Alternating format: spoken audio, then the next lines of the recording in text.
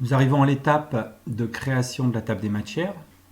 Pour cela, je vais me positionner en première page.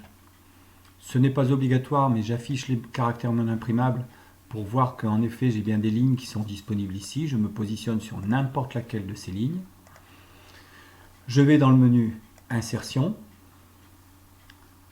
Table des matières et index, Table des matières, index ou bibliographie.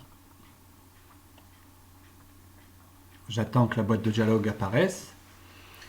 Une fois qu'elle est apparue, comme j'ai déjà marqué moi-même sommaire derrière pour pouvoir le mettre en forme comme je le veux, c'est-à-dire l'avoir centré sur la page par exemple et puis écrit en plus grand, je supprime le titre qui est ici.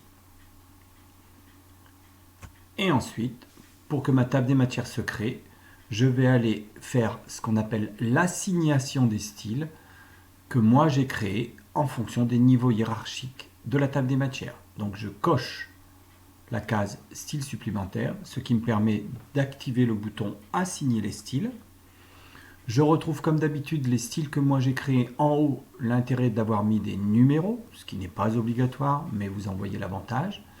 Et je n'ai donc plus qu'à faire correspondre les niveaux hiérarchiques de la table des matières à mes styles. Je vais donc mettre le 1 en dessous du 1 et je vais mettre le style numéro 2 en dessous du niveau hiérarchique numéro 2.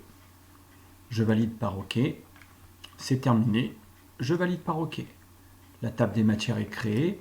Elle est sur fond grisé. C'est normal puisque c'est un champ. Si je veux la voir de façon brute, il suffit de faire un aperçu. Et avec un aperçu, je vois bien ma table des matières créée, même si elle est brute, même si elle est brute, elle est bien créée. Il reste le problème de la mise en forme et le problème de la pagination, ce que nous verrons ultérieurement.